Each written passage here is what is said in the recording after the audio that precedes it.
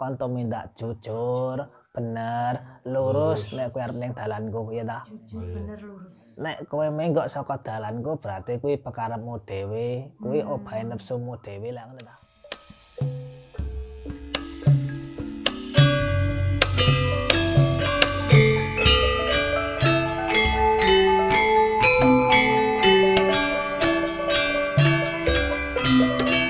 Jujur, bener, lurus nek kowe arep ning dalanku ya ta. Jujur, bener, lurus. Nek kowe menggok saka dalanku berarti kuwi pekarepmu dhewe, kuwi obahe nepsumu dhewe lek ngono ta. Makane iki nek wong golongane tasawuf jenenge asfiya ya. Asfiya orang yang sudah mampu milih dalan uripe dhewe lek ngono ta. Dadi Gusti Allah ki menurut prasangka hambane. Kare kepiye penyangkane umate karo hambane nek pancen iki apa nyangka iki ujiane sing kuwasa ngene ya Gusti Allah ngekeki ngene ngono lho. Nek Gusti Allah nyangkane kuwi aku kudu tumindak sing sesuai karo perintah Gusti kan kudune telung perkara ki mulih sing dadi pakem ngono lho. Ya ta? Nah. Lah kamangka wong sinau jujur, bener, lurus kuwi ora gampang ngono lho. Lah eneng kene iki Gusti Allah ngekeki ujian ngono lho. Ning sejatine kuwi ora nggih cara-carane ora kok Gusti Allah ngekeki ujian umat kon cara-carane kon piye ya? Kon tumindak Allah dan sebagainya ki ora. Makanya aku nyebut janjane ujian ora ono ngono kuwi lho. Mergo diuji karo nepsune dhewe ngono lho. Kan Gusti Allah sing kei perangkat ya ta. Contone Gusti Allah ki wis ngekeki mobil, ngekeki kunci harus sliramu, ya terserah sing jalake to ya. Gusti Allah wis ora cawe-cawe, ngono lho. Secarane ki tak serahke iki mobil iki kunci nggonten sakarepmu ngono lho. Ya to, karo sing nganggo kepilah ngono to. Nggih. Contone ngono kuwi. Nah, eneng kene tak sebut menungso ki nguji karo awake dhewe. Karena gegojengane ayat Gusti Allah ki karena apa? Kuwi nggih ndidik kedewasaane umate ben bali ning jati dirine lho. Kan ngono kuwi. Ning sejatine Gusti Allah ki welas asih ngono lho. Ya ta? Nah. Ngono kuwi. Terjemahke mo ya. Jadi kalau Allah itu akan memberikan ujian sesuai dengan kemampuan para hambanya itu, ya kalau kita merasa mendapat ujian ya kita jalani semampunya. Kalau toh tidak mampu untuk menjalani ujian itu, kita kembalikan kepada Allah. Kita minta petunjuk kepada Allah. Jangan petunjuk nafsu, jangan petunjuk akal pikiran kita. Nah, untuk menjalani ujian yang diberikan Allah tadi. Nah, seperti itu. Jadi Allah itu anna idza dzanni abdi. Aku sesuai dengan persangkaan hambaku. Kalau kita berprasangka berat, maka Allah itu juga mengabulkan akan berat. Kita bersangka baik, Allah juga akan mengabulkan. Nah, kita itu nanti baik. Jadi dalam menjalani kehidupan kita itu Allah akan sesuai dengan zon kita. Zon itu persangkaan kita, ngoten Pak Di. Oke, disempurnake ya Mas ya. Nggih Pak Di. Iki mesti takon. Jare sing nguji awake dhewe Gusti Allah nang kei ujian. Lah kok iki balene ujiane Gusti Allah ngono ya. Nggih. Lah ngono ta. Nggih Pak Di. Iki sing ngrungokne koplak kabeh ta. Sing ngene kene wae koplak pun sing nonton ning kono ya ta. Ngono lho. Dadi ngene lho.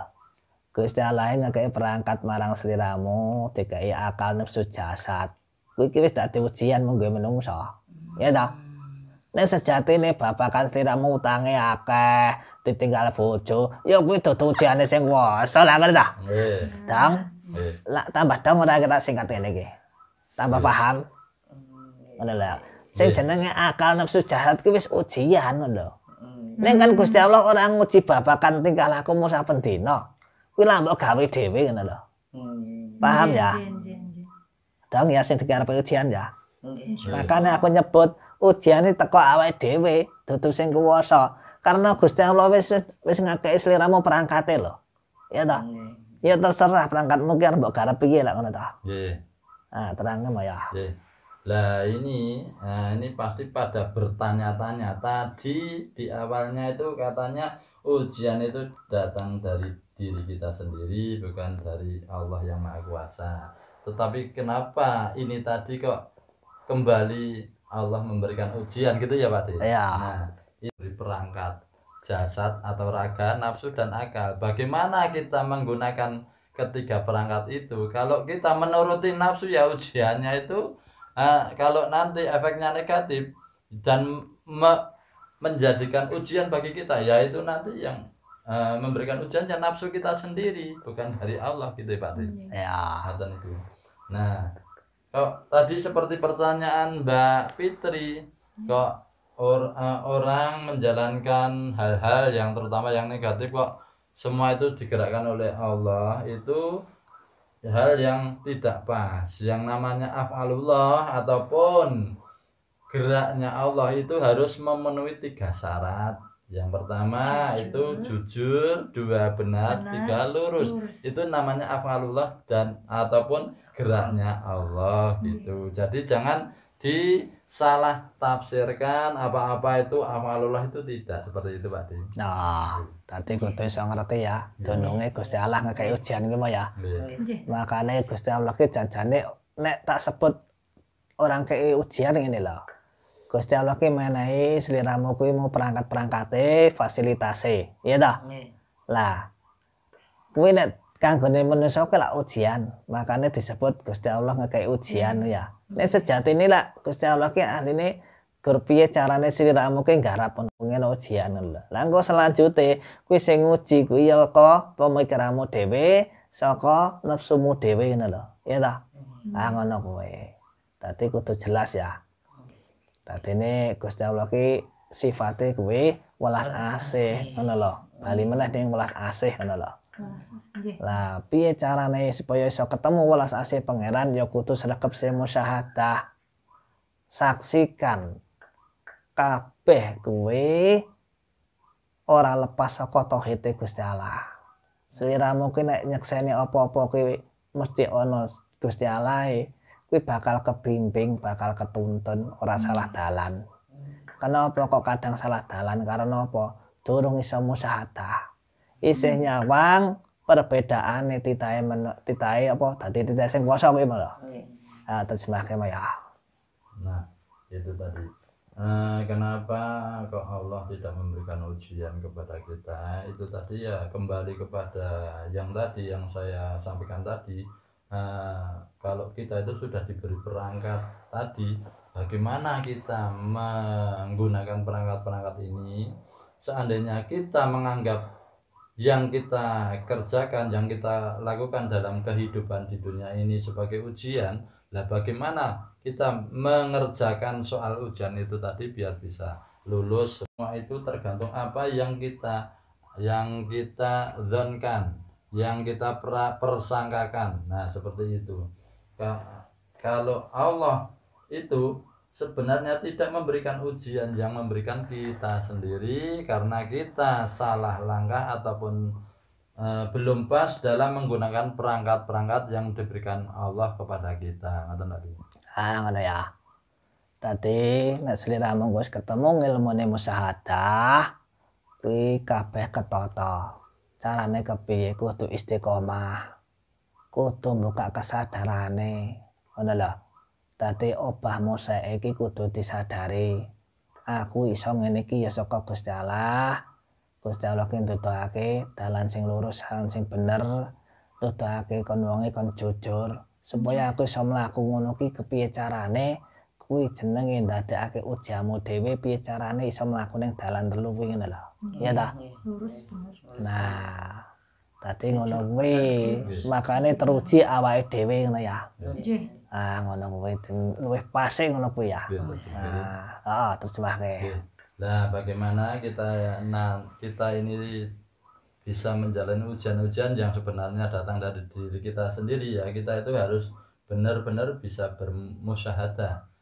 Kita membuka kesadaran bahwa semuanya Allah yang maha menggerakkan. Nah, kita juga jangan salah persepsi. Jangan semua apa yang kita lakukan itu merupakan gerak Allah, af'alullah. Nah, kita harus kembali kepada tadi yang namanya af'alullah ataupun gerak Allah itu harus memenuhi 3 kriteria tadi: jujur, benar dan lurus gitu Pak Di. Nah ngono kuwi ya. Nggih. Tapi ya kesempurnaane menungso pancen kudu nglakoni hal-hal sing di luar kuwi ngono ya. Nggih. Wong nek arep ketemu jujur lak ya nganggo ngapusi dhisik ta. Ah ta. Nggih. Makane akeh sing awake dhewe ngapusi batine awake dhewe ta. Janjane awake dhewe iki tumindak salah nek mergo ditutup karo bungkus awake dhewe ya ta. Diingkari ngono lho ya ta. Dadi ora diakoni ya ta. Janjane awake dhewe iki ngerti tumindake iki ora jujur ning meksa ngapusi kuwi mergo awake dhewe nutup ngingkari. Lah tumindak ora lurus janjane ngerti nek dalane iki menggak-menggok dhewe ya dilakoni ya ta. Mergo apa? Ketemu nek dalan lurus lak saka sing menggak-menggok ta. Sliramu ki paribasane arep nyang Yogyakarta saka Jawa Timur. Kan ono dalane menggak-menggok ya ta. Nggih. Lah ning tujuane kan tetep ning Jogja luruse ngono lho ya ta. Ning kan nganggo dalan menggak-menggok dhisik ya ta. Lah wong kok nganggo sifate kudu bener ya kudu lewat dalan mergo saka keluputane salah kuwi mau ta. Lah ngono kuwi keimbangane kesempurnaane rasa digelani. Nggih. Nah, itu apa yang disampaikan Pak De tadi, kesempurnaan manusia memang seperti itu. Kalau kita itu ingin menuju kepada kejujuran, biasanya diawali dengan kebohongan-kebohongan yang kita lakukan. Sudah tahu itu hal yang bohong tapi masih kita lakukan. Nah, itu dilakukan terus. Setiap kali melakukan hal seperti itu nanti akan menemukan sebuah kejujuran. Begitu juga dengan jalan yang lurus. Jalan yang lurus kita itu kalau mau menuju jalan yang lurus pasti akan berkelok-kelok dulu. Kita contohnya mau ke Jogja, pasti kan berbelok-belok jalan yang kita tempuh. Dan walaupun akhirnya nanti tujuannya Jogja, nanti akan akhirnya menemukan jalan yang lurus menuju Jogja tadi. Begitu juga jalan yang benar. Nah, benar. Kalau kita itu mau sampai pada kebenaran, biasanya kita akan melewati kesalahan-kesalahan yang kita lakukan itu dan akhirnya nanti kita akan menemukan kebenaran-kebenaran kata Mbak Di. Ngono kuwi ya. Dadi nek wis ngerti poin-poin ngene iki engko mlakone kepenak ngono ya. Diawiti saka pribadine dhisik, musahadah kuwi cerak karo pangeranmu. Wong nek cerak karo pangerane bakal oleh petunjuke pangeran.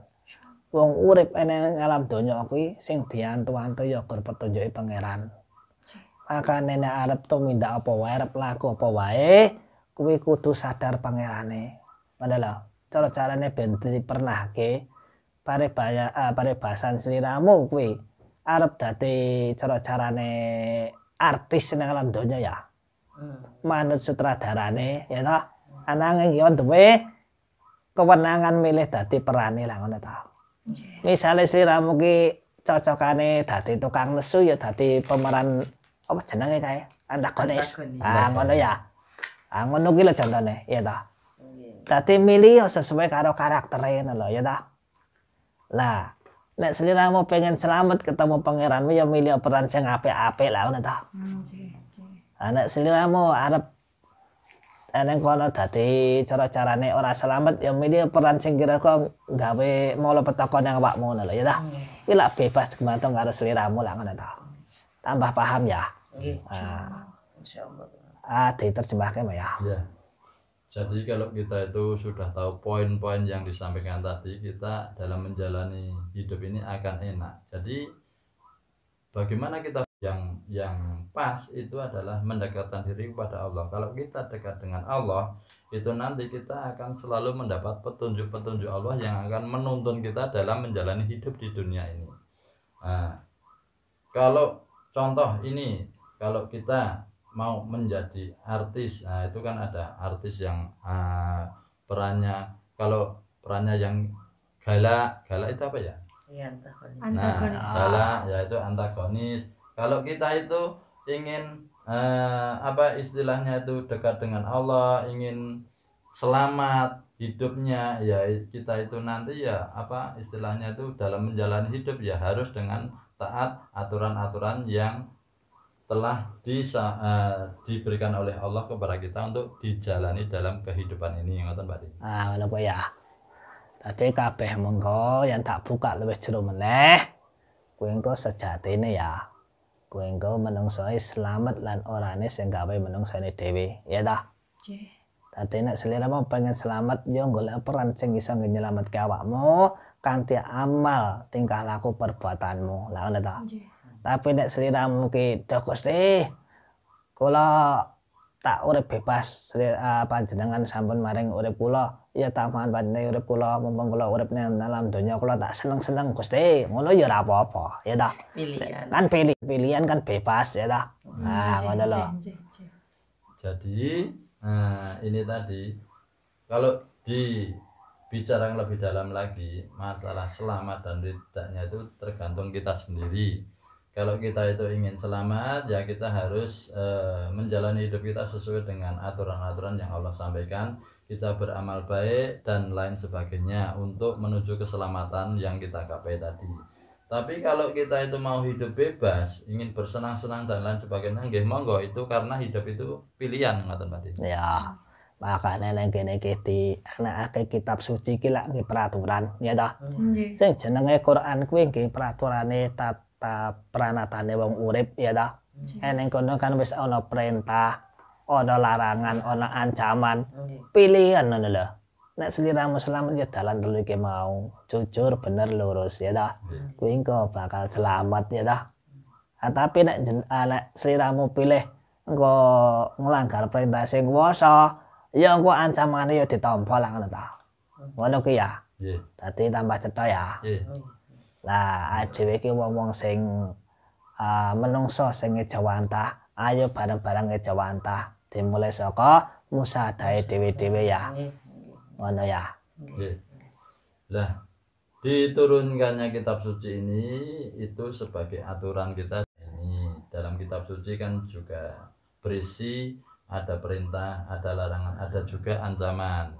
Kalau kita ingin menuju keselamatan kita ya kita harus memilih, karena hidup itu pilihan, memilih hidup yang sesuai dengan aturan-aturan yang Allah berikan, yang sudah tertera dalam kitab suci itu, dan tidak melanggar aturan-aturan yang sudah tertera dalam kitab suci itu. Ngoten Pak Di.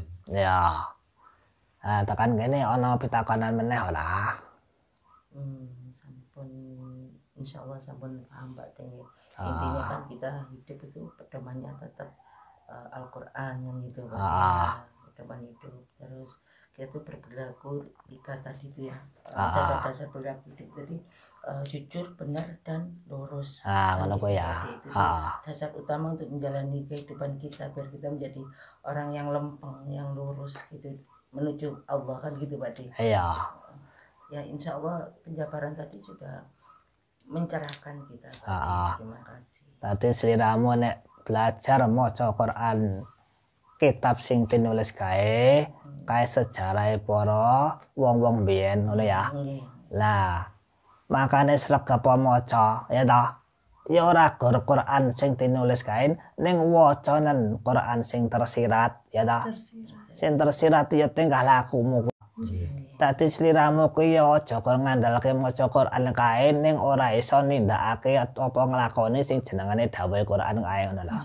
Lah carane nindakake kepiye? Kuwi diaplikasekne ning uripmu saben dinane lah ngono ta.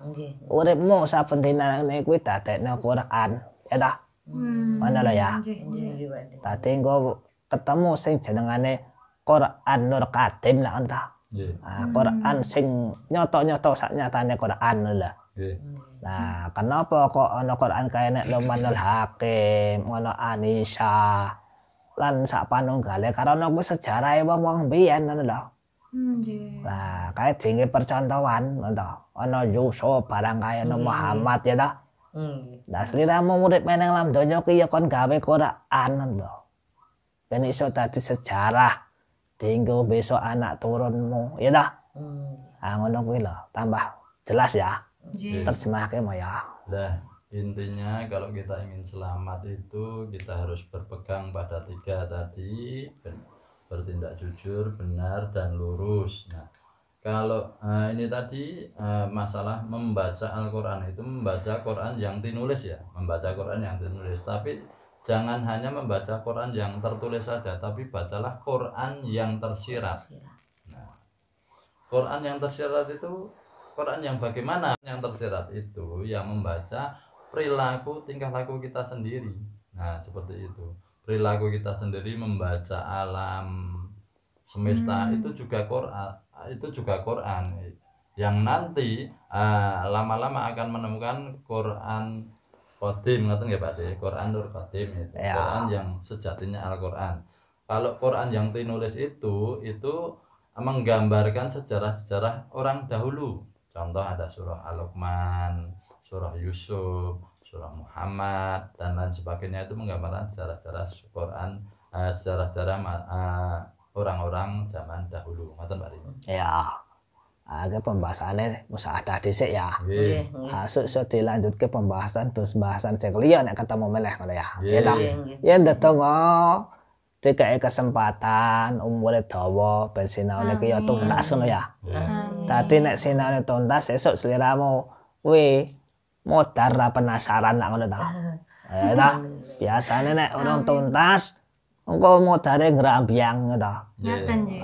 Iya ngono lho ta. Mergane rong tuntas supaya tuntas ya rajina kuwi jenenge sinau ya ta ben tuntas kabeh ngono lho ya ana kowe ditutup ya. Ya. Lah ini tadi Pak Ade menyarankan kalau kita berdoa berilah kita itu nanti bisa tuntas dalam belajar. Kalau kita tidak tuntas dalam belajar itu nanti kalau kita meninggal itu nanti ngelambrang itu nanti ya. Karena apa yang harus kita pelajari belum tuntas. Nah, seperti itu. Lah, untuk pembahasan pada malam hari ini masalah musyahadah nanti di lain waktu akan dilanjutkan dengan pembahasan-pembahasan yang lain. Semoga apa yang disampaikan Pak D tadi, wejangan-wejangannya bisa menjadi pencerahan untuk kita semua. Akhirul kalam, assalamualaikum warahmatullahi wabarakatuh. Waalaikumsalam warahmatullahi wabarakatuh. Zaman bingung, negara dadi wong bingung.